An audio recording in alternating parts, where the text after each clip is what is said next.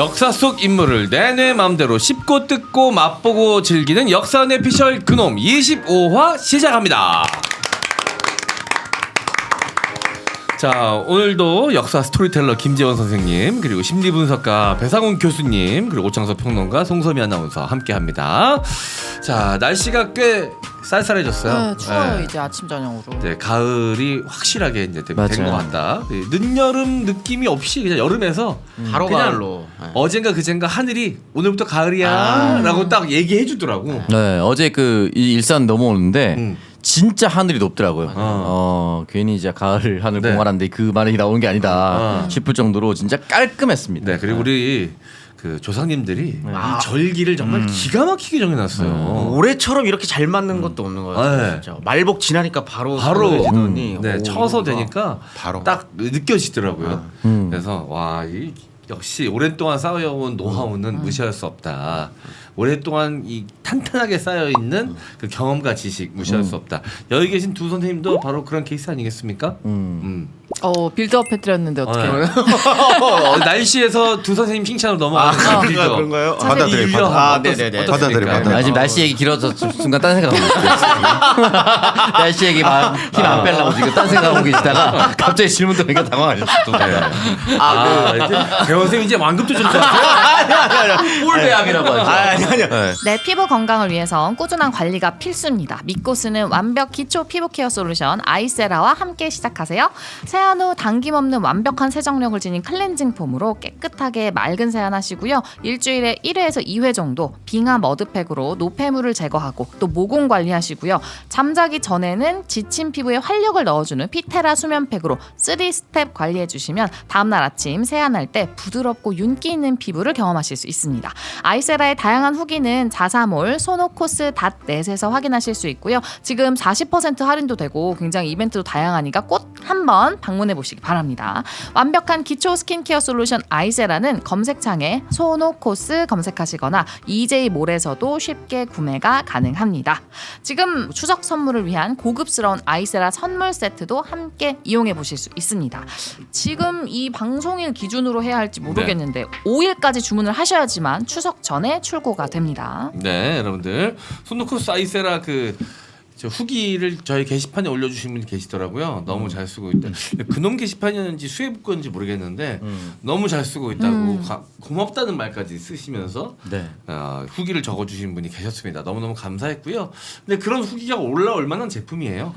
진짜 이 클렌징 폼만 써봐도 합니다. 저희가 광고하는 제품이라서 그런 게 아니라 홈페이지 자사몰이나 네이버 스마트 스토어에 가보면 팟캐스트가 아닌데 그냥 구매하신 분들의 후기도 있습니다. 네. 그 사람들의 후기를 들어보면은 좋아서 계속 재구매로 이어지거든요. 네. 그러니까 한 번 써서 내 피부에 맞는 화장품을 쉽게 찾기도 쉽지 않아요. 네. 딱 맞으면 계속 쓸 수밖에 없거든요.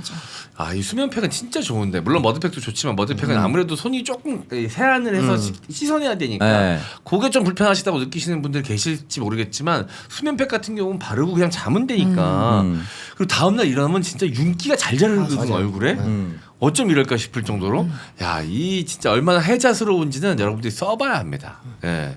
저는 확실하게 좀 신경 써서 이거 수면팩 하고 다음날 방송하면 꼭 얘기하는 사람도 있더라고. 피부 좋다고.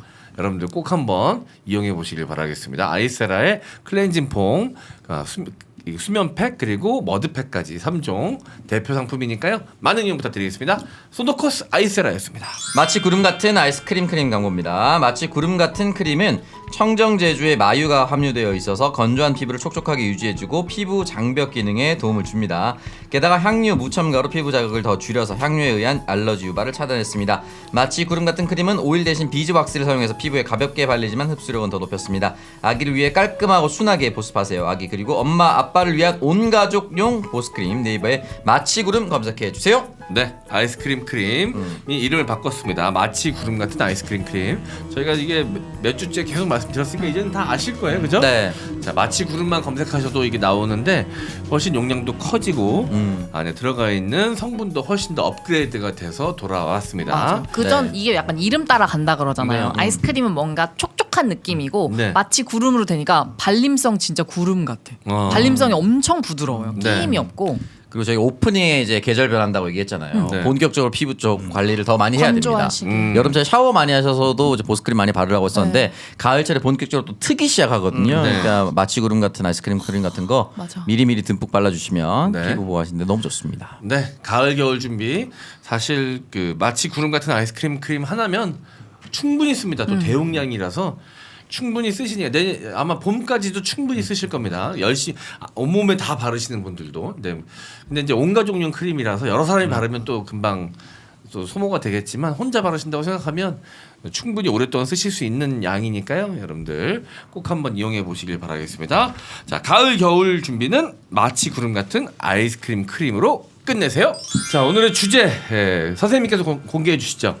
네, 오늘은 기분 좋은 이야기일 수도 있고 네. 질투나는 이야기일 수도 있는데 네, 오늘은 대한민국의 부자들 네. 이야기를 하려고 합니다. 막 부자 되는 방법 이런 것도 나올까요? 질투죠. 부자들 중에서도 이제 한강을 건넌 부자들. 건넌. 네, 강남 이야기를 하려고 하는 네. 거예요. 강남 이야기. 아, 강남 이야기. 강남 이야기 같은 경우는 또 선생님의 완전 주전공이거든요. 논문 주제였기도 하고. 네네네네. 그러니까 완전 전문 분야가 나왔기 때문에 오늘 좀 재밌는 이야기들이 많이 나올 것 같습니다. 이게 오해죠. 원래 자기 주전공 이야기하면요. 재미없어져요? 더 쫄려. 왜냐면 이게 다른 주제들은 함부로 얘기해도 돼요. 내 거 아니니까. 던졌다가 틀렸다 그러면은 뭐 알아보고 하다 뭐 그럴 수도 있지. 근데 이러면 아, 평소 그렇게 하시는군요. 아니. 부담이 좀 덜한데 이거는 이제 막 이게 또 학술적으로 들어가면 재밌는 얘기보다는 네. 학술적인 이야기들을 하려다 보니까 재미가 없어져요. 네. 그래서 오늘은 아마 네, 조금 재미가 없을 수도 있는데 저희가 꾸준히 끼어들겠습니다. 네네네. 그러니까 모르는 걸 차라리 그냥 중간중간 물어봐 주시면 사실 우리 배 교수님 전공 사항이랑도 연결되는 부분이 많거든요. 그렇죠. 그러니까 오늘 들어볼 이야기들이 좀 많을 것 같습니다. 네네네. 네, 빨리 가보도록 하죠. 네. 자, 일단 강남 부자들의 그 뿌리를 찾아서 네. 가보는 시간입니다. 네네. 사실 이 강남 땅은 굉장히 척박한 땅 아니었습니까? 아 강남이요 일단 너무 넓어서 음. 다 척박했다고 보기도 힘들고 네. 땅이 아니었던 곳도 있고 그러니까 매립지도 있고요. 네 아예 매립지가 사실 더 많아요. 잠실 같은 경우도 다 매립지 아닌가요? 잠실은 원래는 강북이에요. 아, 그래요? 잠실은 섬이거든요. 네. 잠실도입니다 원래 잠실도. 네. 잠실은 원래 지역으로는 강북의 행정구역이랑 붙어 있으니까 비가 안 오면 네. 비가 많이 안 왔을 때는 땅이 강북이랑 붙어 있는 땅이에요. 그럼 바닷길 열리듯이 강길이 열려요 이렇게? 비가 많이 안 오면? 잠실을 두고 잠실 북쪽이랑 남쪽에 다 네. 물이 있는데 원래는 북쪽에 붙어 붙어 있고 있는. 남쪽에 있는 물길이 지금 석촌호수길이에요. 이제 뭔가 이해가 된다. 거기 석촌호수가 지형이. 원래 강이었어요? 네, 그거 메워가지고 거기만 남겨서 석촌호수 인공으로 만든 아. 호수고 이렇게 붙어 있었던 거고 네. 강 북쪽에 말라 있었던 거기를 네. 파서 파서. 지금 잠실 있는 데가 이제 늪지대니까 네. 메운 거죠. 아니 굳이 석촌호수 강북 쪽으로 연결을 해서 할 생각을 안 하고 왜 강남 쪽에 그때 붙였을까요? 강남을 한창 개발을 하려고 계획하고 있었다 보니까 여기랑 네. 연결을 지으려고 했었던 거죠. 아. 그다음에 교통망 때문에 그렇죠. 네. 확대되니까. 그럼 잠실은 찐 부자는 아닌 거네요? 잠실은 초기에는 평수가요. 네. 몇 단지가 굉장히 많아요. 잠실 네. 단지가 주공 아파트 단지 엄청 많은데 네. 어떤 단지들은 9평, 8평. 8평, 13평 이런 평수들도 원룸, 있어요. 아주 네. 조그맣고. 네네네네 그런 땅들도 그런 아파트들도 있어서 처음부터 거기는 부자 동네는 아닙니다. 지금 보시면은 어디죠? 수서 분당 가는 길, 네. 그 길. 네. 고가잖아요. 네. 그 밑에가 아마 탄천이죠. 맞아요. 네, 그쪽으로 다 탄천이 같이 쭉 흐르는. 그 북쪽이죠. 지금 말하는 탄천 북쪽. 북쪽이 지금 송파나 거기 있죠. 그러니까 네. 이제 우리가 삼전도라고 하는 맞아요. 거기도 그것도 그 의미죠. 네. 그러니까 우리가 생각하는 형태의 것은 네. 많이 다른 거죠. 잠실 만들려고 원래 한강에는 섬이 되게 많아요. 지금 섬이 없잖아요. 네. 가문하게 이렇게 뚫려 밤섬자이. 있잖아요. 네. 밤섬도 밤섬을 폭파해서 여의도 만들 때 그걸 메어버린 갖다 거지. 쓰는 거고 거기도 원래 삼성동이라는 지명이 삼성 네. 봉은사 땅이랑 저기 옥수동에 붙어 있는데 섬이 하나 또 있었어요. 네. 저자도라고. 네. 거기 있고 지금 잠실 옆에도 섬이 하나 또 있거든요. 네, 네. 무동도인가? 네. 그게 섬인데 그거 합쳐서 삼성인데 나머지 섬들이 없어지고 지금 봉은사짜리만 남아 있는 거예요. 사실은 삼성동이 아닌 거죠. 지금의 삼성동은 삼성동은 삼성도였군요. 아니요. 그러니까 다른 섬 두 개가 없어졌으니까 이제 사실 없어지고? 삼성이라 부르면 안 되는 거죠. 세 개. 네네네. 두 개를 잃었구나. 네, 두 개를 일성이네, 잃었습니다. 일성. 그래서 그 하나만 두 있는 개 거네. 섬을 잃은 거를 파가지고 잠실에다 묻은 거예요. 아. 그러니까 원래는 한강에 섬이 되게 많아요. 네. 네, 근데 지금 한강이랑 물길도 다르고요. 완전히 갔다가 이제 메워 버리는 땅들이니까. 한강이라는 게 그렇잖아요. 이렇게 들어가잖아요. 네. 그럼 물이 이렇게 돌면 당연히 이 아래쪽은 늪지라든가 이렇게 될 수밖에 없는 거잖아요. 네. 물길이라는 게. 네. 그러니까 어떤 때는 섬이 됐다가 네. 넘치면 다시 또 그렇죠. 들어갔다가 이게 반복됐다는 게 강남의 네네네네. 지금 그 송파부터의 그 밑에 네. 삼성까지 그 얘기죠. 그러니까 중간중간 섬이 있으면 물길이라는 게 다르잖아요. 그다음에 돌려져 버리니까. 퇴적층들도 많고 네. 해서 한강에는 강수욕장이 되게 많았어요. 아. 해수욕장. 해수욕장. 맞아. 옛날 자료 사진 보면 수영복 입고 한강 맞아요. 주변에서 진짜? 강수욕을 하고 네네네. 있더라고. 맞아요. 제일 유명한 데 세 군데가 지금 거기 노들섬이랑 네. 동부이촌동 쪽. 네. 그쪽은 백사장이에요 다. 이렇게 돼 있으니까 네. 동작구 이렇게 네네네. 돼 있어요. 용산 그쪽 말하는 네, 거. 그죠. 저기 예. 여기 휘돌아가니까 거기 네. 살짝. 이렇게 되니까. 곡선이 네, 있으니까. 곡선이 있어요. 거기랑 지금 그 뚝섬 네. 그 서울숲 옆에 네. 지금 제일 핫한 재정비 구역 이제 여기 거기 네. 50층 쓴다. 네. 거기 싹 다 백사장입니다. 아. 거기 그래서 싹 옛날에는 백사장. 그 피서를 글로 갖다 그렇죠. 놓더라고. 거기가 서울 사람들은 네. 아. 그다음에 제일 사실 아름다운 데는 워커힐 앞에. 아 워커 앞에. 아. 거기는 광장동. 진짜 유명한 데예요. 원래 워커힐은 거기 미군들 휴양지예요. 휴양지. 아 거기서 이제 강수욕도 하고. 네, 뒤에는 뒤에는 또 이제 숙박 시설도 있고. 그때 이제 박정희 정권 때 원래는 미군들이 여기 이제 사실 칠함대랑 네. 이제 그 8사단 8구 밑8군. 미 8군이 여기 이제 들어가 있는데 거기가 사실 일본이랑 다 연결되는 방어 기지잖아요. 네. 소련을 이렇게 방어하려는 네네. 중국과. 그래서 이 여기에 있는 수많은 미군들이 네. 놀러 갈 때 다 오키나와를 가는 거예요. 아.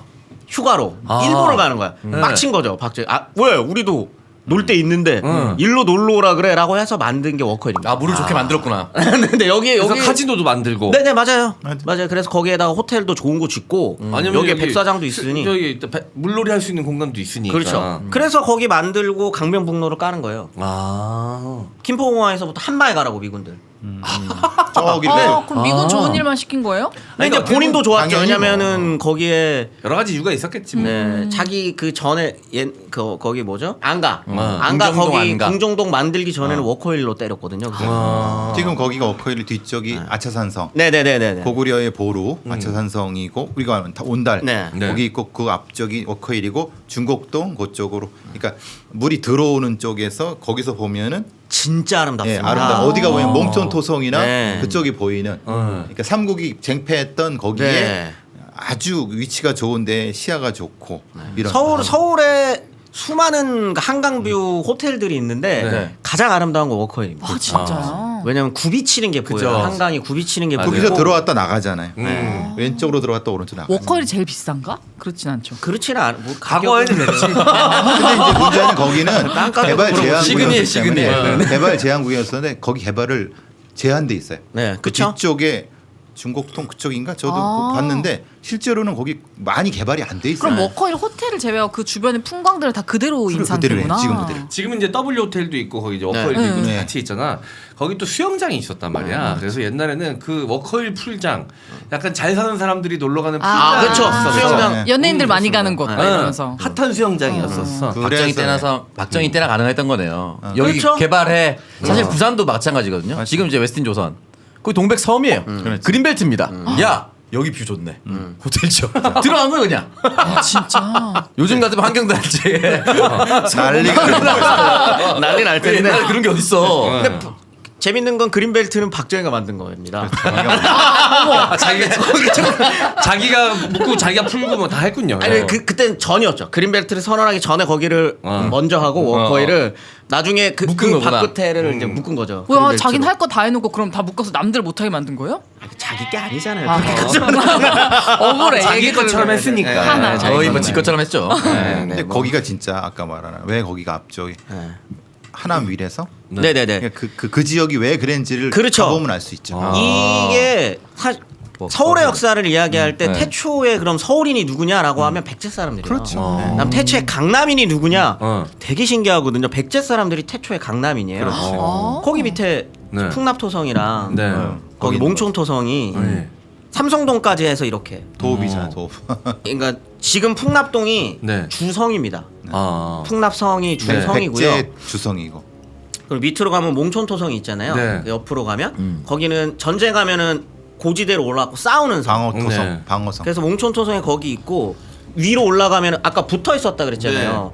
거기 비 안 오면은 건너가요. 네. 건너갈 수 있거든요. 한강. 음. 거기 섬이 있으니까. 네. 그래서 넘어가 가지고 거기가 북쪽 방어하는 아차산. 아. 이고 아. 서쪽으로 삼성동 쪽에 또 토성이 있거든요. 네. 거기가 이제 서쪽을 방어하는 성. 아. 그랬고 여기 이렇게 삼성동부터 아차산이랑 풍납동, 몽촌성 여기 몽촌토성까지 이렇게 쭉 해가지고 백제인들이 살던. 원래 백제의 서울. 네. 백제의 서울인 거지. 아.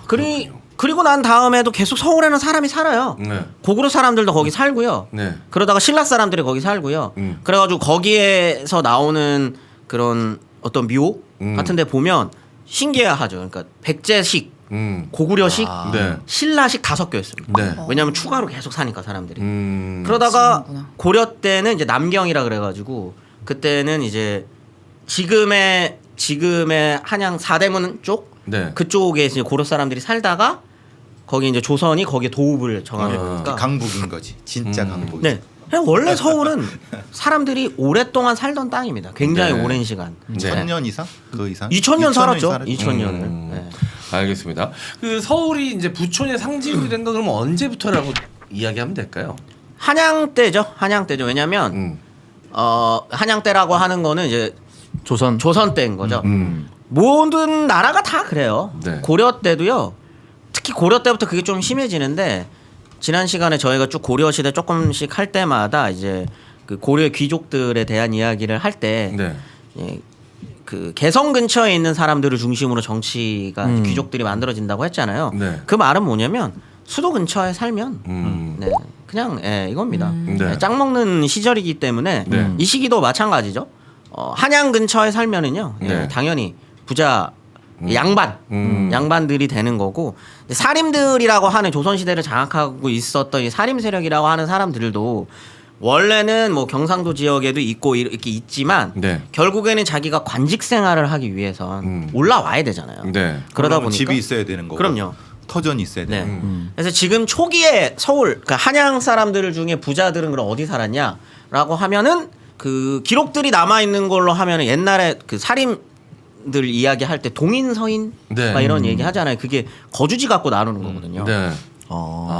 서울의 동쪽, 네. 서울의 서쪽, 동쪽에 살아가지고 동인, 아. 서쪽에 살아서 서인이에요. 그래서 그 동쪽이 어디냐라고 하면 아마 그때 동인이 이제 이름을 까먹네. 아무튼 그 동인들이 살던 쪽 사람 심의겸 네. 쪽 사는 사람들이 아마 인현동, 네. 지금 을지로에서도 서쪽 그쪽 그때 저희 이순신 장군님 네네. 할 때 살짝 얘기했잖아요. 거기 아마 양반들이 유성룡도 아마 거기 살았을 거고 네네네. 그 동네. 그다음에 이제 서인이라고 하면은 지금 정동입니다. 아 정동. 정동 근처가 그때는 이제 덕수궁이 메인 그게 아니니까 거기 양반들이 많이 살았거든요. 네. 거기. 그다음에 지금 경복궁을 두고 네. 북촌이라고 하는 게 네. 지금 저희가 생각하는 북촌 한옥마을이 아니에요.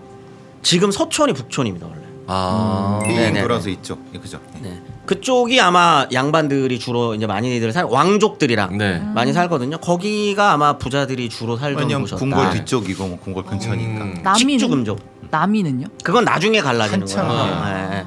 모든 집 가격이 원래 그래요. 네. 원래는 직주 근접하면은 네. 그러니까 직장이랑 주거지가 근접돼 있으면 비쌉니다.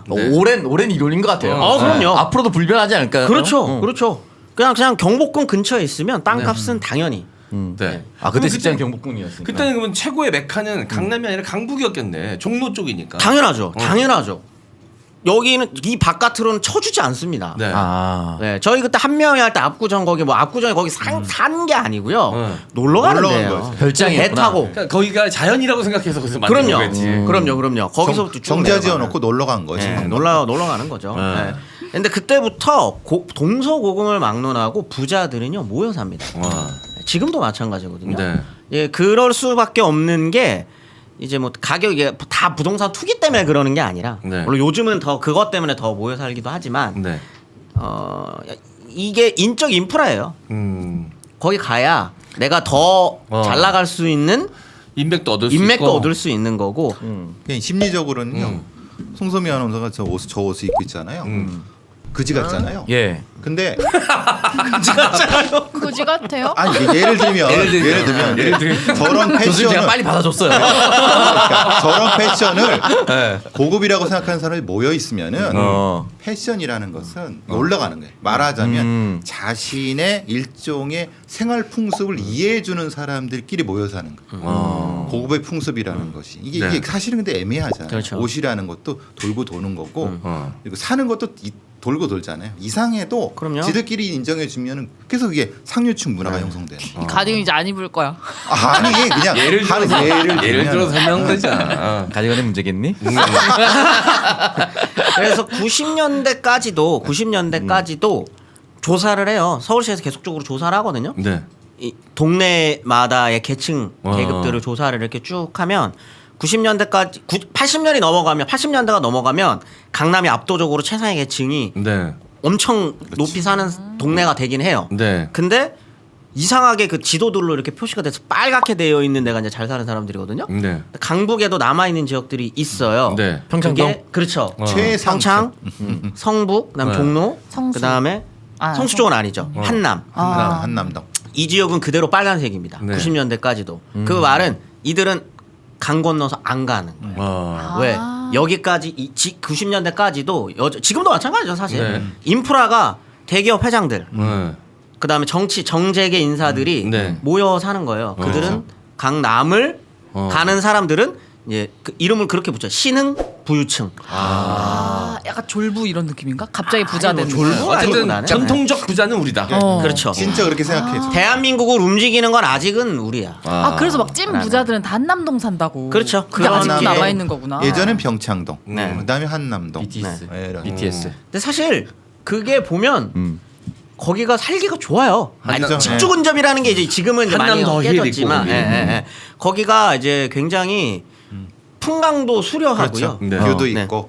기본적으로 배산임수라는 게 딱 전형적으로 보여지는 지역들이에요. 평창동도 보면 거기 네. 뒤에 네. 그 북한 북악산이 있고 앞에 계곡 그렇죠. 딱 흐르고 있고 네. 한남동은 그냥 지금 바로 설명을 드리면 1930년대에 일제가 만든 전원주택촌이에요. 일제가 만들었던 네네네네.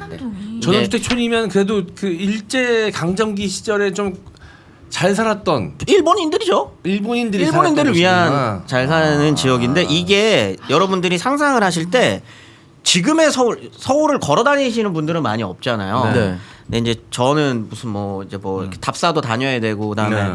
뭐 일부러라도 저는 그 논문 쓸 때 좀 걸어 다녔었거든요. 네. 왜냐면 이게 지금의 개념으로 서울을 상상하시면 안 돼요. 그지. 1930년대라 그러면 일단 그때 당시에 전차가 놓여져 있는 길이나 버스가 다니는 길의 끝이 동쪽으로는 동대문 전차가 네. 아마 동대문까지 그다음 사설철도가 가봐야 성수 네. 이쪽이고 서쪽으로는 마포가 끝이에요. 배를 건너야 돼. 네, 마포가 끝이에요. 네. 그런 시절이에요. 생활 반경이 극히 좁았군요. 지금에 네. 비하면. 그래서 그거를 넘어간다. 네. 지금 한남동이요. 지금 여러분들은 이태원역까지 지하철 타고 가니까 금방 가지만요. 거기에 남산을 이렇게 넘어와야 돼요. 돌아가야지. 그지. 네, 그거 넘으면요 세상에 다른 세상이에요. 한남동까지 헉헉대고 올라와서 밖을 딱 보는 순간 한강이 펼쳐지는 거거든요. 네. 그러니까 완전히 다른 동네입니다. 그렇지. 완전히 다른 동네예요. 그러다 보니까 이때는 뭐라고 부르면 경남이라고 불러요. 이 지역을. 서울경자. 서울경자의 남영남. 경남 지역이에요. 어. 그러니까 지역이 다른 지역인 거죠. 네. 그러니까 30년대까지도 네. 그래서 강북의 강남이었구나. 그렇죠. 진짜 강남 이때 오리지널 강남인 거죠. 이게 경남. 네. 그래가지고 거기 남산 주회도로라고 지금 이태원을 가로지르는 혹시 길 아시나요? 네. 맨날 막히는 길. 네, 거기. 어. 거기를 36년부터 뚫기 시작하는 거예요. 아. 그때서야 여기가 이제 좀 서울 쪽 안쪽으로 들어오나? 네. 라고 하는 거고 그 전까지의 서울은요. 사대문 안, 그 다음에 지금의 용산구, 네. 까지를 조금 포괄하는 여기까지가 30년대 이전까지의 서울의 모습이고요. 용산은 어차피 일본군들이 들어왔었던 지역이니까. 그렇죠. 일본 군이 들어와 있었던 지역이니까. 그래서 이제 36년이 되면은 여러분들 지금까지 제가 다 강의를 해드린 것처럼 네. 이때 뭐가 됩니까? 전쟁을 하잖아요. 만주로 넘어가고 중일 전쟁을 하고 그러다 보니까 서울이 이제 그 공업 네. 군수공업 기지가 되어야 되는 시점이 된 거예요. 전쟁 준비하는 공장이. 일본 군들의 물자를 조달할 수 있는 그렇죠. 공장들이 세워지는군요. 그렇죠. 그러다가 보니까 공장지대를 크게 만드는 게 영등포예요. 그때 편입됩니다. 아, 이때 강 영등포는 건너에 영등포. 네. 그 전까지만 해도 이렇게 많은 가구 수가 있지 않은 그렇죠. 곳이었군요. 영등포는 그런 지역은 아니었죠. 어. 거기도 상습 침수지구 구역이에요. 그렇지. 서울 모든 동아시아의 나라들이 그렇습니다.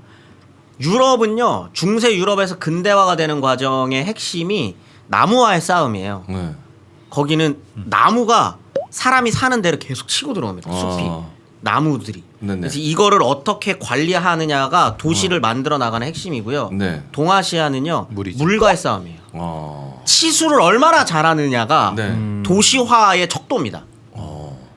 영등포까지는 30년대가 되면 어느 정도 커버가 될 수 있었던 거예요. 네. 그러니까 거기 공장지대를 만들고 네. 그런 공장지대를 만드니까 이제 이 사람들 얻다가 살게끔 해야 되잖아요. 네. 그러면서 만드는 데들이 강서구. 네 강서구 쪽을 이제 조금씩 일제가 개발하기 시작을 하는 거고 오른쪽으로는 왕십리 성수 쪽을 개발하기 시작하는 거고 네. 그럼 부자들은 어디 살 거야라고 하는 게 이제 한남동입니다. 저 궁금한 게 한남동에 이제 부자들이 모였다 그랬잖아요. 근데 한남동이 엄청 부자인데 바로 옆에 붙은 이태원이나 네네네. 왜 갑자기 이렇게 부자 동네 아니 근데 그거는 아마 그럴걸요. 거기 용산이라는 데는 외국 군대가 들어와 있기 때문에 그런 영향이 컸을 거예요. 외국 군대가 들어오게 되면 거기에 부속되는 사람들이 많이 살아야 되니까 그 사람들을 수용할 때 되려면 그런 부분이 있었을 거예요. 이게 양쪽으로 갈라지게 되어 보면 네. 한남동을 보면 그 이야기를 하신 게 한남동을 딱 보잖아요.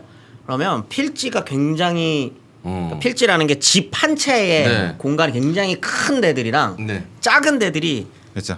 갈라져 있어요. 그게 뭐냐면 갈라져서 필지가 작은 데들은요 다 무허갑니다. 원래 원래 를 보면은 아직까지도 그 한자촌이 네. 있거든요. 그냥 전쟁 때 끼어들어서 산 거예요. 네네. 사는 거기는 일제가 계획한 땅이 아니에요. 그렇지. 아마 단국대 옛날 단국대 맞습니다, 부지 맞습니다. 저쪽으로는 한남동 네. 대부호촌들이고 맞아요. 반대쪽이 네. 그냥 끼어들었던. 그냥 옹기종기 모여 살았거든요. 지금의 순천향대 거기 네. 이태원 넘어가는 순천향대 네. 이제 그쪽. 그러니까 상상을 하시면요. 30년대, 40년대는 지금 무허가 판자촌 지금 필지가 작아가지고 막 무허가 판자촌들이 있는 데들은 집이 없어요. 일제 시대 때는 집이 있던 데가 아니에요. 그냥 그 약간 뭐라 그래야 되지? 공원 같이 공원 용지예요. 공원 실제로 용지죠. 용지도. 구릉이고 고용 네. 공원 용지죠. 그러니까 거기 위에 부잣집들이 사는 집들이 있으니까 풍경이 얼마나 좋은 거예요. 앞에 한강 있고 앞에 숲이 있는 거죠. 그러니까 거기에 부잣집들이 살다가 일제 시대가 이제 끝나고 해방이 되고 그냥 거기에 있던 일본인들 다 빠지게 나가고. 되잖아요. 네. 그러니까 거기를 이제 적산가옥이라고 적들이 살던 집 네. 적산가옥이라 그래가지고 거기를 나중에 미군이 받았다가 한국 불화. 정부한테 주면서 불화를 해서 부잣집들이 거기 사는 거죠. 그 그다음- 집이 이병철 이거. 네네네. 아, 그래서 그 대기업 네네네, 집들이 그렇죠. 들어가고. 거기로 들어가는 거고요. 나머지 집들은 공원용지라고 해가지고 국유지 공유지인데 그냥 빈 땅이에요. 근데 서울이 1945년부터 48년 50년까지 해외에 우리 다 배웠잖아요. 제가 다 가르쳐 드렸습니다. 네. 해외 나가셔서 강제징용 당하시거나 걸어오는 거죠. 아니면 저기 만주 간도 이런 데 사시던 조선인들이 있잖아요. 네. 들어와가지고 서울에 왔는데 집이 없잖아요. 네. 그러다 보니까 거기에다가 판자촌을 짓고 사시는 거예요. 그냥 허가 낸 것도 아니라 그냥 네. 가서 지는 거예요. 사는 거예요, 원래 그냥. 나라에서 집을 다 해줘야 되는데 해주는 거 그러면은 돈이 없죠. 돈이 없으니까. 그러면 네. 돈이 없고 상황이 안 되니 그냥 가서 사는 거예요. 그냥 각자 도생하셨구나. 네. 대신에 국가에서 그거를 함부로 할 수 없어요. 왜냐하면 자기가 책임질 수 없어요. 그러니까. 그지. 그러다 보니까 거기에다가 어떻게 되냐면 처음에는 진짜 다 판자촌이었는데 국가에서 이 여기에서 사시는 분들을 내가 쫓아내고 집을 지어줘야 되는 그것도 아니야. 근데 여기에 어쨌든 사유지가 아니라 국공유지니까 국가 관리를 할 수 있어요. 그러면 어떻게 하냐면 주소지를 찍어줘요. 관리는 해야 되니까. 관리를 해야 되니까 거기에 더해서 뭐가 되냐면 여기 세금을 거둘 수 있죠. 주소지를 주니까. 그래서 네. 필지가 형성이 되는 거예요. 집으로 만들어 준 거네요. 그러면서 자연스럽게 필지가 생겼군요. 그렇죠. 그러다 보니 거기가 한남동 재개발이 늦어지는 이유는 이것 때문입니다. 권리 그러다 관계가 보니까 복잡해지니까. 네. 집 주인의 관계가 너무 복잡해요. 어. 그리고 이 안에 쪼개져 있는 집주인들이 너무 많아요. 실제의 지주와 네. 건물주가 다르고 뭐 처음에 판자촌 지을 때 뭐 딱딱 구획을 그렇죠. 나눠서 지었겠어 그냥 막 지었겠지. 지금 얘기되는 건 한남 고가도로의 단국대 반대편에 음. 있었던 그 얘기죠. 이태원 바로 전. 이게 어떻게 되는 거냐면 판자촌이 이렇게 쪼개져서 다 있어요. 근데 양성화를 해줬잖아요. 딱지를 네. 붙여줬잖아요. 그러다 보니까 거기에 있는 사람 자연스러운 겁니다. 대단히. 네. 대단히 자연스러운 거 이상한 게 아니에요. 네. 거기에 있는 사람들이 야 우리 언제까지 이렇게 허접한 데서 할 거야. 우리 딱지 받았으니까 올리자. 그래서 시멘트로 집을 지은 거예요. 그러면 그러면 스스로. 네 옆에 주변에서 너도 나도 같이 네. 그러면 집 한 채가 이렇게 마련돼가지고 거기 나눠서 산 거예요 사람들. 아. 그럼 그 집주인은 누구예요? 어머나. 이렇게 되는 거예요. 네. 거기에다가 하나가 더 붙죠. 세입자.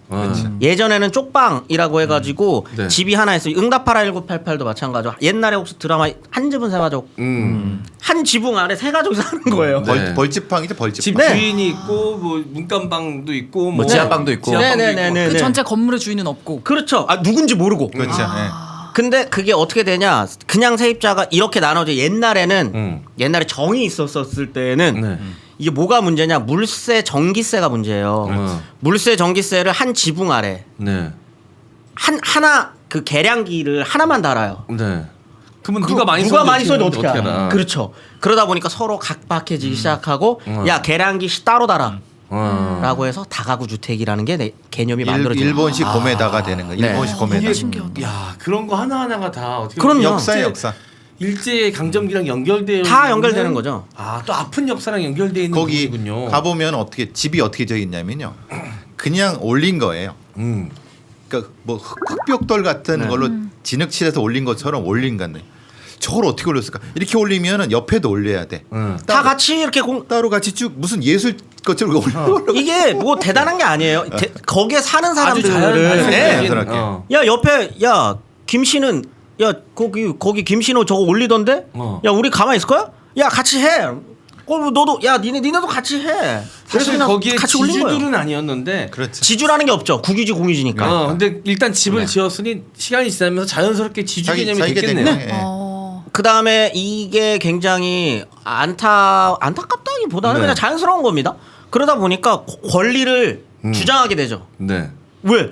이런 거 그러다가 그분이 아버지가 올린 집에서 아들이 살아요. 네. 다 그렇잖아요. 네. 살아요. 근데 이제 갑자기 국가에서 와가지고 아 여기 이제 아파트 지어야 되니까 다 나가. 말도 안 되지. 토지 보상을 해줘야 될 거 아니에요. 네. 토지 보상을 요구하는 거예요. 근데 시 공무원 입장에서는 대장 때 보니까 야 이거 국유지인데 무슨.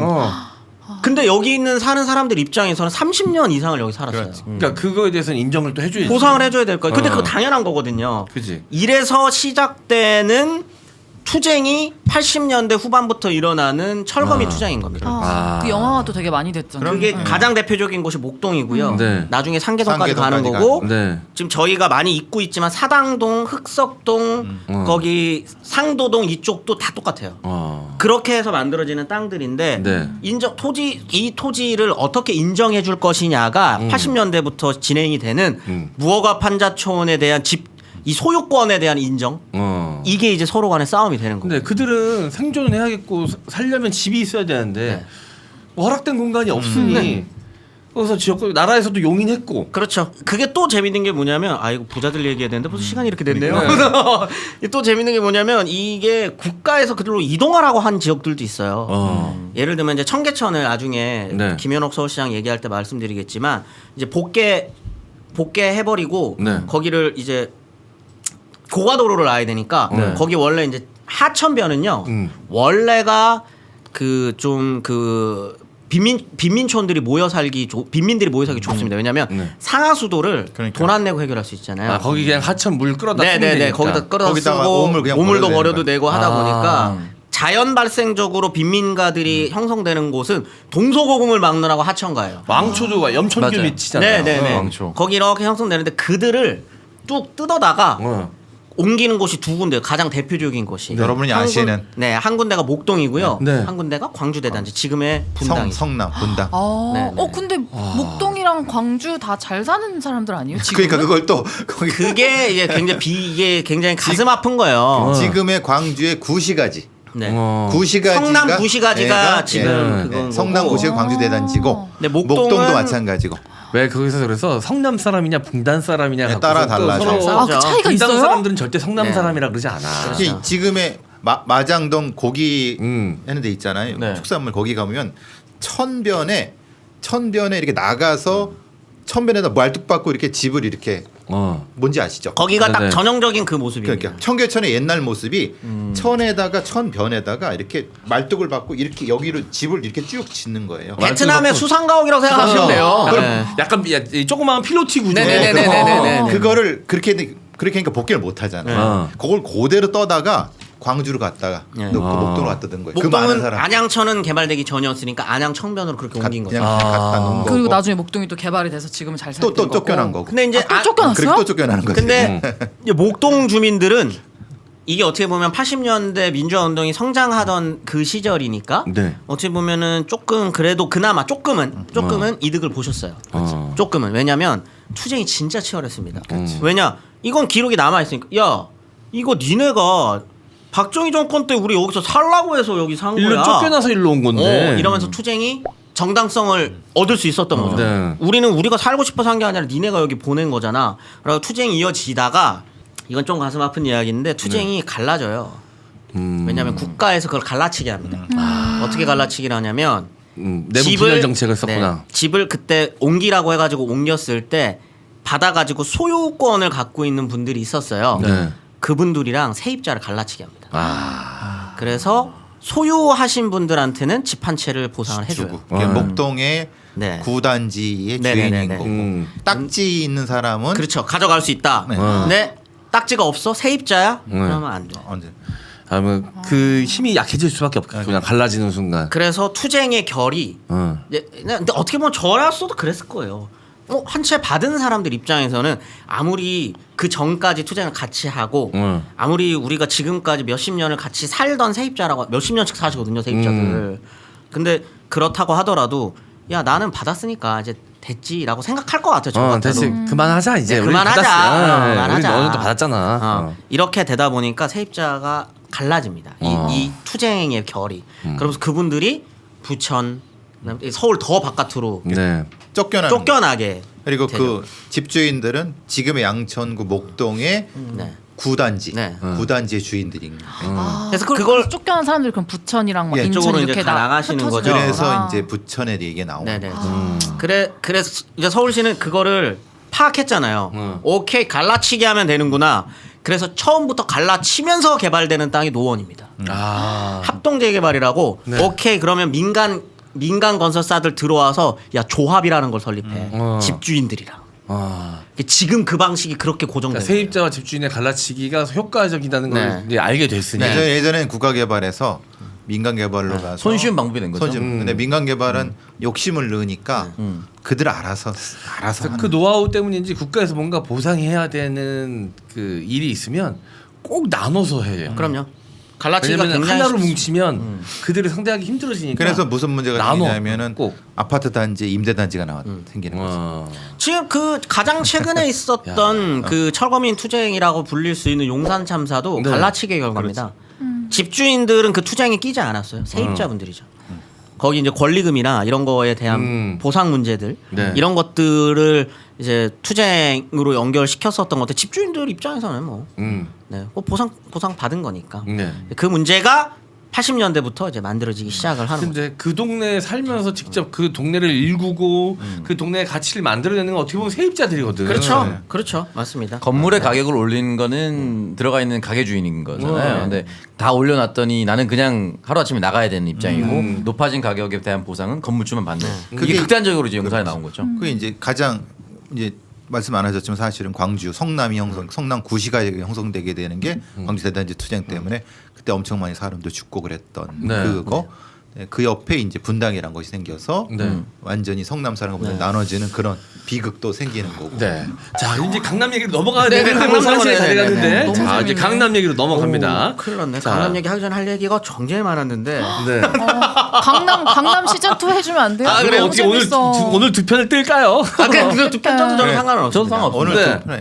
자, 그러면 자, 오늘 자, 어쩌다 보니까 이게 금방 끝날 수 있는 얘기가 아니게 되었습니다. 그렇죠, 그래서 자, 오늘 이 이야기만으로 굉장히 흥미롭지 않습니까? 너무 재밌잖아요. 자, 근데 이거를 한 시간에 다 하기 너무 힘들 것 같습니다. 그러니까 강남 도시개발 직전까지의 이야기를 네네네네. 이번 주에 하고요.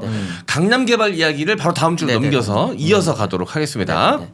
그 강남 전까지 이야기를 하려면 일제시대 이야기를 해야 돼요. 뭐 어쩔 네. 수 없죠.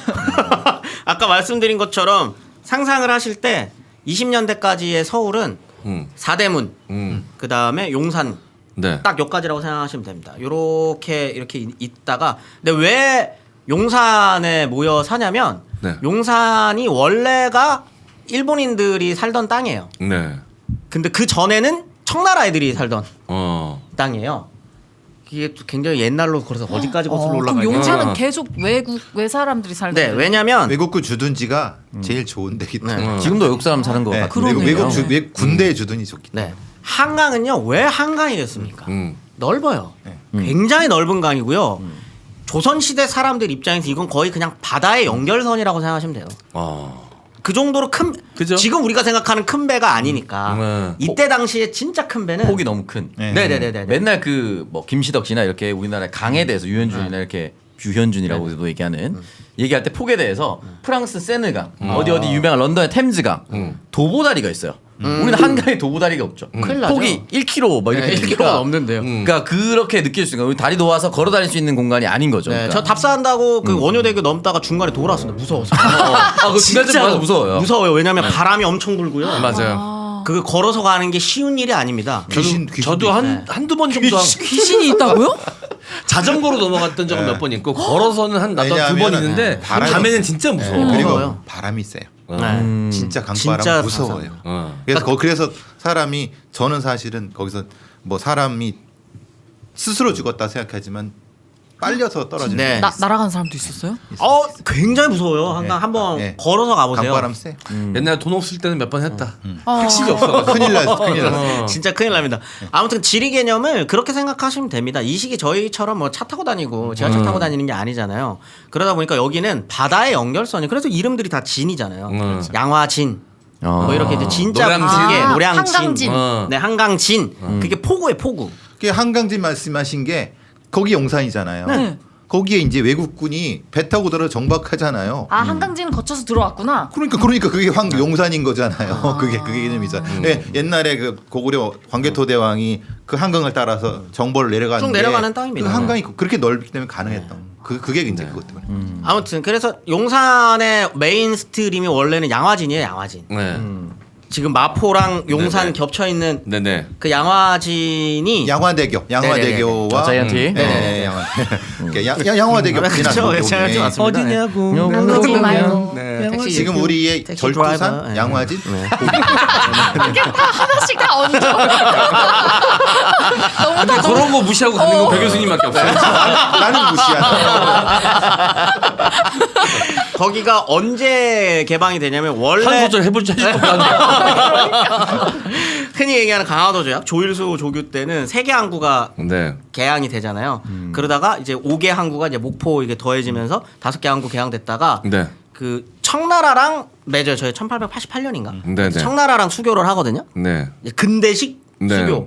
근데 사실 이름이 근대식 수교지 사실상 그 조청 상륙 무륵수역장정 그거는 사실상 그 이전에 있었던 그 중화 질서를 식민지로 만들려고 했던 근대적 식민지로 만들려고 했었던 굉장히 큰 독소 조항들이 많은 조약입니다.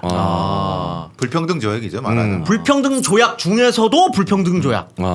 청나라랑 맺은 거는 네. 이제 청나라가 자기네들도 이제 근대라고 하는 근대 외교 관계를 조금씩 파악해 나가면서 네. 조선을 그 전에 있었던 이 어떤 조공 책봉 관계라고 하는 걸 네. 오케이 이거 그냥 바로 식민지로 돌려버리면 되겠는데 라고 해가지고 만든 거예요. 그래서 어디를 개항시키냐면 서울을 개항시켜요. 개항을 한다라고 하는 건 거기에 자기네 나라 사람들을 살게 할 수 있는 거거든요. 왜냐면 네. 치해복권 지대도 네, 만들 수 치해복권 지대를 서울 땅에다 둔 거예요. 이건 미친 거거든요. 아, 이거 수도로 그냥 본진 침투를. 네, 본진 침투입니다. 일본 애들은 인천. 네, 인천밖에 못 근데 들어왔었어요. 청나라 애들은 이게 조선이 자기 거로 생각해 버리니까 안으로 쭉 들어가. 네네네네.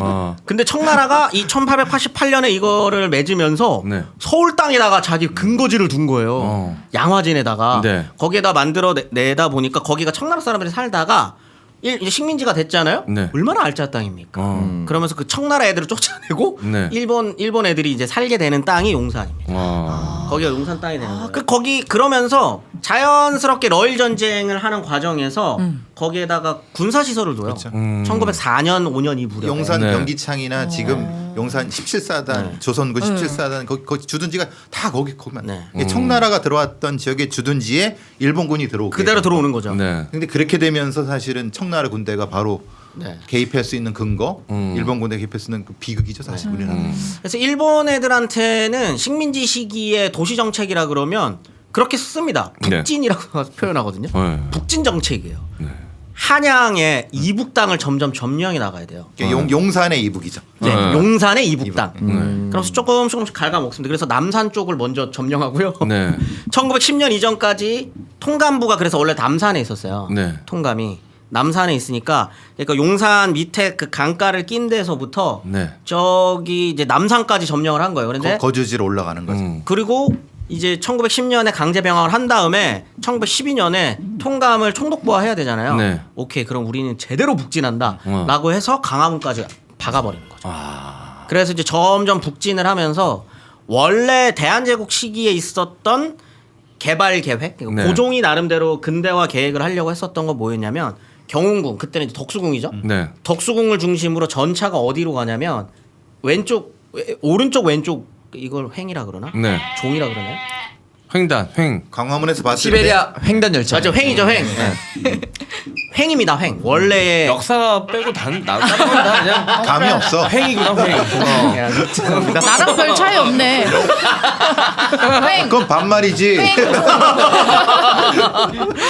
횡을 먼저 네. 개발을 하려고 그래요. 여기를 중심에 두고 방사형이라고 이렇게 쪼개져 그렇죠. 나가는 건데 이렇게 펼쳐 나가는 파리식으로. 네, 파리식으로 가는 건데 그 1차를 원래 덕수궁부터 지금 종묘 네. 있는 데까지 직선으로 종로 쫙. 원래 그러니까 어떻게 보면 전통의 네. 그거죠. 이렇게 쭉 가는 길에 이어져요. 그래서 전차가 아직도 전시돼 있습니다. 길가에. 그렇죠. 그 맞아요. 그 전차길을 이렇게 놓는 네. 거였는데 일본 입장에서는 그게 의미가 없는 거예요. 종으로 가야죠. 왜냐, 자기의 북진해야 핵심, 되니까. 네, 자기네 핵심은 남쪽에 있는데 북쪽으로 올라가야 되니까 이렇게 연결하기 시작합니다. 네. 그래서 총독부가 있었던 광화문부터 지금 저희가 광화문에서요 한강대교까지 넘어가는 길을 개발시킨다고 생각하시면 돼요. 이렇게 쭉 내려가다 보면은 옆에는 지금 서울시청이죠. 그때 경성부청, 부청이 있고 그 밑으로 내려가면은 숭례문이 있고요. 거기가 북창. 그렇죠. 창고, 선해청 네. 창고. 거기 이제 숭례문이 있고 또 내려가면 서울역이 서울역이 있고 있고. 네. 서울역이랑 그래서 희한한 거예요. 왜 서울에 중심역이 두 개잖아요. 네. 용산역이랑 서울역이 네. 갈라지는 게 KTX가 두 개네. 네, 그게 그래서 그런 거예요. 아. 원래 핵심은 서울역이 있고요. 군용으로 1905년 이전 10년 이전까지 일본군이 개발했던. 개발하려고 했었던 데는 용산역이다 보니까 두 개가 있으니까 대박. 해방 이후 1910년 강제병합 이후에는 이 두 개를 같이 개발시키는 거죠. 그래서 아직 일본 좋아하는 사람들 용산을 그렇게 고집하는구나. 제가 용산 사는데 그렇게 말씀하시는 김지영은 친일파설. 김지영은 친일파설. 아니, 원래 사시던 분들 네네네. 갑자기 가신 분. 네네네. 쭉 가다가 그러니까 광화문에서 남대문, 숭례문 지나서 서울역 가다가 갑자기 왼쪽으로 턴해갖고 네. 그게 용산 쪽으로 가는 그렇죠, 거죠. 그렇죠, 그렇게 그렇죠. 되는 거죠. 너무 충격적이다. 저는 계속 근데 성인 되고 나서 KTX 탈 때마다 아니 왜 용산역 서울역 두 개야 이랬는데 그게 그것도 그때부터 이제 군용으로 네. 만들어지는 용산역. 용산역, 네. 그다음에 일반 이제 시민들이 탑승하는 이제 서울역 이렇게 나눠서 하는데 중심은 일본한테 중심은 사실 용산에 있었던 거죠. 네. 그 전까지는. 그래서 그 주변 용산역과 용산역 바로 옆에 있는 지금 미군 부대 네. 그 주변이 다 일본 부자들이 사는 동네들이에요. 지금도 남아 있습니다. 왜냐면은 아까 말씀드렸듯이 직주 근접. 네. 일본인들의 경제 중심지가 어디냐면 지금 회원동이에요. 남상 회원동 우리은행 본사. 바로 밑에 내려갈 때. 우리은행 본사 거기가 네. 원래 식산은행이랑 그 옛날 건물들이잖아요. 네. 그게 다 조선을 침탈하기 위해 만들었었던 일제 은행 건물들이 지금 남영동. 네 지금 한국은행이 원래 그 조선은행. 네. 거기 회원동 거기 남영동 보시면은 약간 2층 목조 같은 느낌이 있어요. 맞아, 일본 맞아, 주택이 네, 다 일본 주택입니다. 아직 거기. 살아 있는 데 있습니다. 거기 미군 부대 바로 옆에 남영동 그쪽으로는 저희는 네. 내가 경찰이었을 때 거기 갔을 때는 고문회로 간 거 아니에요. 근데 거기에 그런 많이 남아 있었어요. 왜냐면 다 완전 산처럼 이렇게 비탈이잖아요. 네. 저도 숙대 나와가지고 거기를 거의 그렇죠. 오래 다녔거든요. 근데 완전 한자촌처럼 쫘라락 올라가. 그게 일본식 2층 주택에 네. 이렇게 고 밑에 들어가는 집. 그게 그거였구나. 그래서 지금 후암동 같은 경우에는 지금 용산고등학교 맞은편이 뭐냐면 거기 지금 아까 말했었던 회원동이랑 지금 지금 명동이죠. 명동 을지로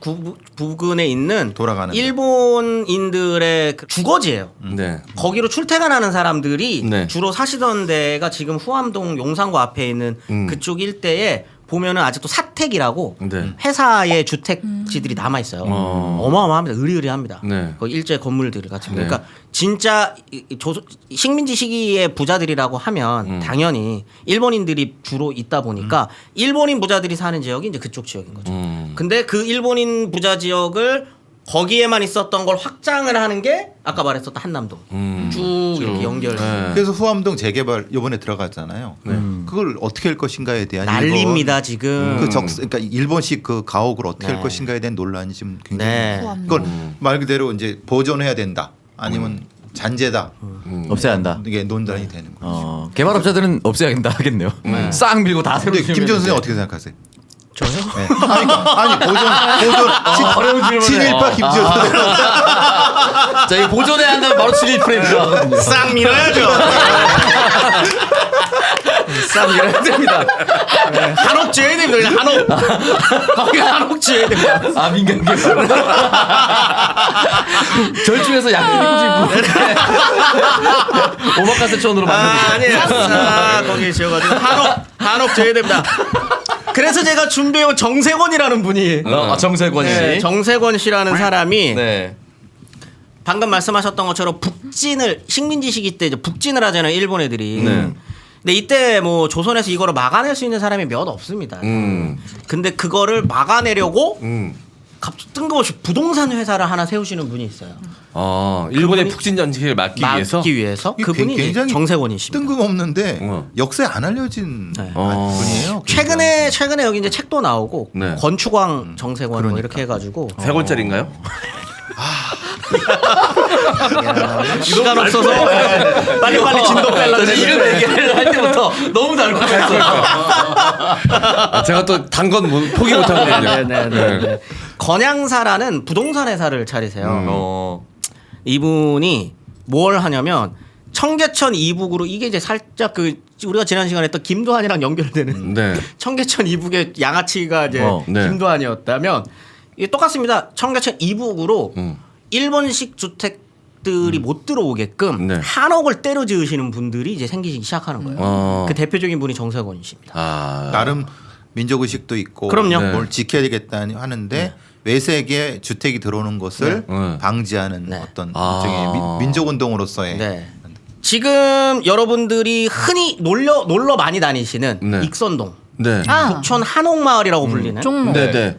이거 다 이분이 만드신 거예요. 생각하시는 네네네네. 미음식 한옥 보셨죠? 네. 미음식. 그게 이분이 만든 거예요. 미음식 한옥. 그러니까 들어가서 미음으로 돼 있는데 막혀 있는데 네. 그 안에 화장실 다 있는 그런 개념이에요. 이게 그래서 약간 방어적, 약간 진지처럼 돼 있는 게 그런 이유일 수도 있겠네. 이게 뭐냐면 사실은 이게 전통 한옥은 아니에요. 그렇죠, 아니죠, 사실은. 전통 한옥은 원래 디귿이나 그렇죠. 니은으로 이렇게 돼 그렇죠. 있어가지고 들어가면은 넓게 이렇게 뭔가 이렇게 트인 탁 느낌. 트인 그게 있고 옆에 정원 같은 게 있고 원래 이렇게 네네네. 돼야 되는데 개량 한옥이라 그래서 네. 그거를 압축적으로 미음자로 몰아 넣은 거예요. 약간 폐쇄적이죠. 네, 약간. 사랑방 뭐 이게 다 있으면서도 한옥 형태를 띌 수 있게끔 네. 조선인들이 조선인들이 급작스럽게 근대화 주거 문화에 들어가기가 힘드니까 네. 요렇게 해가지고 여기 모여 살게끔 미음식으로 개발을 하신 거예요. 네.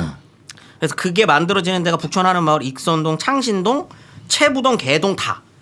다 그런 느낌이다. 진짜 개동도 네. 그렇고. 다 그렇게 해서 만들었어요. 개동부터 네. 사실 서울대학교 병원 그쪽 네. 뒤쪽으로 근데 나가는 쭉 거다 다. 그분은 뭐 그냥 자본가였어요? 아니면 건축가였어요? 어떻게 그걸 가능했지 현실화가? 이렇게 자기의 꿈을 설명을 하면서 네. 부잣집들한테 설득했구나. 설득해가지고 회사를 만들죠. 아. 종합회사 같은 거는 하나 네. 만들어서 네. 거기에서 이제 땅을 삽니다. 여기 여기 땅을 지금의 산 부동산 다음에 개발회사 같은 네네네네네. 지금 부동산 개발업자들은 왜 완전히 이제 수익화만 그렇죠. 예. 쪽으로 하지만 근데 뭐 사실 뭐 수익화도 될 수 있죠. 그렇죠. 네. 수익화도 될 수 있고 있지만 어쨌든 민족 정기나 이 민족의 주택 양식을 지켜내기 위해서 그렇죠. 이거를 잘 보셔야 되는 게 이분 때문에 서울이요 네. 좌우로 넓어져요. 왜냐하면 북쪽을 막은 거예요. 정세권 씨를 비롯한 네. 이 일본인들의 북진 정책을 음.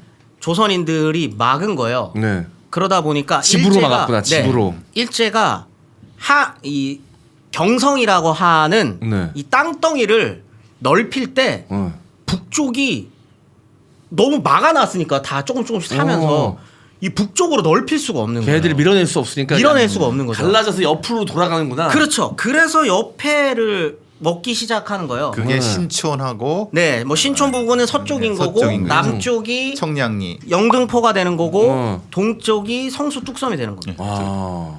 네. 그래서 성수 뚝섬을 가지고 정세권 씨랑 일제가 엄청 싸움을 해요. 네. 먹을 거냐 말 거냐. 그래갖고 그게 애매하게 나뉘어서 네. 이 성수 뚝섬 쪽이 이북 쪽은 아직까지도 한옥집이 조금씩 남아 있고요. 네. 남쪽은 한강 끼고 공장지대가 되는 겁니다. 그렇죠. 아. 성수 뭐 구두공장 이런 거 신발 많잖아요. 뭐 이런 게 되네. 네. 구두공장은 원래 그 마장동에서 소 넘어. 네. 띄어서 고기는 마장동에서 왜냐면 팔고 피어 가죽 피어. 껍데기는 아. 성수동에서 성수로 보내서 네네네. 신발 만들고 신발 가방 만들고. 그래서 만들고. 성수역 쪽은 완전 공장 단지 아직도 막 그 맞아요. 막 네, 카센터 있고 이런데 서울숲역 쪽은 완전 네. 부촌이거든요. 또. 서울숲은 아마 기억하실 텐데 네. 거기는 예전에 원래 경마장이었어요. 경마장이었죠. 네. 그렇죠. 경마장. 네. 일제 시대 때인가? 일제 시대 때는 신설동에 있었고 네, 아마 이게, 해방 네, 이후에 해방 이쪽으로 이후에 넘어갈 텐데 경마장이요. 그게 이제 나중에 가천으로 넘어가는 거 이렇게 되게 하여튼 그래서 이렇게 서울이 왼쪽과 남쪽으로 확장되게 되는 결정적인 역할을 하신 건 경세권 씨가 북쪽을 막았기 때문에 아. 대단하다. 대단하신 분입니다. 그러니까 이제 건축왕 맞네. 생각이 많이 트이신 분인 거예요. 네. 그래서 이분이 여기를 딱 막고 일제가 북쪽으로 올라오는 거를 막다 보니까 나중에 네. 독립운동가들이 30년대 후반 되면은 조선 내에서 네. 어디 도망가 가지고 살 데가 없는 거예요. 어. 그래서 그분들이 가시는 데가 어디냐면은 지금 도봉 네. 그쪽. 방학 왜냐면 거기 밑에를 도남 종암이 네. 한옥 개량 한옥으로 꽉 막고 있잖아요. 네. 지금 그쪽 다 개량 한옥 지구거든요. 네. 그쪽도 그걸 딱 막고 있으니까 그쪽으로 넘어가면은 일제 그쪽으로 잘 안 가는 거 완전 시골이에요. 그래서 거기에서 이제 양계장 하시고 독립운동가. 지금이 네. 지금의 미아동? 네네 그 미아, 예, 그 위쪽이죠. 미아 삼거리 미아. 위에 말하는 미아까지가 이제 말씀하신 도남동 형태의 그 주에 저 대학 다닐 때도 그런 거 엄청 네네. 많았어요.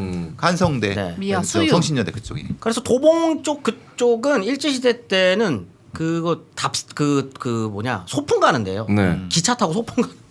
지금의 서울이 아니에요. 사실상 서울이 아닌 사일근무지 거죠. 사일근무지 그 앞쪽. 네네. 네. 아무튼 그래서 부자들은 조선인 부자들은 여기 개량 한옥에 삽니다. 살 수 있어요. 네. 굉장히 비싸요. 딱 봐도 약간 부티가 조금 나잖아요. 네. 그래서 이제 조선 미셸 누나가 거기 삽니다. 부티 나잖아요. 네. 언니. 미셸 누나가 대대로 거기 살았습니다. 아 대대로. 음. 오 거기 그럼 원래 잘 사던 네. 네, 돈이 있는 분이 돈이 네. 있으신 분이 이름 텐데. 미셸이에요. 성이 미고 이름 오니치카 미셸이에요. 신발 같은 분인데 미합작입니다. 그런 부촌들이 네. 해방 이후에는 이제 조선 일본인들이 살던 지역은 이제 적산가옥이라 그래서 아까 전에 이제 적이 살던 집들에서 그래서 이제 그 몰수해서 한국 정부가 불화하는, 그걸 불화하죠. 판매를 해요. 그래서 이제 부잣집들이 그걸 사가지고 그 동네를 이제 메우기 시작하는 거고 그 한옥마을 같은 경우에는 원래 사시던 분들도 있고 그 다음에 이제 뭐 아까 말했었던 것처럼 이제 그 주변에는 엄청난 판자촌들이 이렇게 쫙 다시 형성이 되면서 네. 섞여 살게 되는 거죠. 아. 섞여 사는 거고 그 다음에 여기까지만 설명할게요. 네.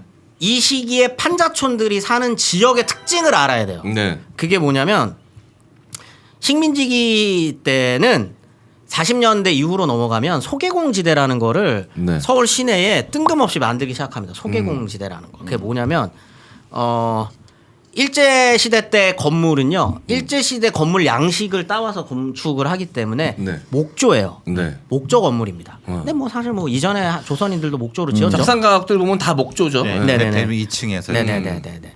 목조 건물은요. 폭격이 일어나서 불이 나면 옮겨 붙기 때문에 네. 난리가 나요. 실제로 동경은 불바다가 됐죠. 미군이 폭격을 계속 때리거든요. 네. 그럼 한 번 불이 붙으면 전체가 타버립니다. 아, 취약하구나. 네, 그걸 막고자 이렇게 일제의 동경은 원래부터 계획 도시이기 때문에 다 격자예요. 격자라는 게 뭐냐면 나눠 이렇게 버리는 거야. 바둑판 무늬처럼. 바둑판 모양으로 이렇게 쫙 나눠져 있어요. 그래서 중간을 뜯어내 가지고요.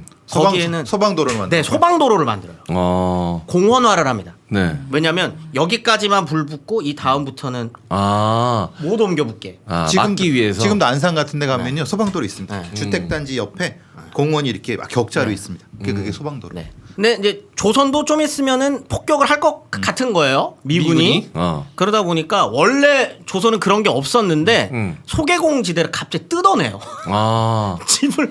집을 그냥 있던 집을 허물어 버리고 네. 소개시킨다고. 네. 뜯어내 버리고 거기를 공원 용지라고 이름만 붙여놔요. 왜냐? 네. 여기를 공원화할 돈이 없어요.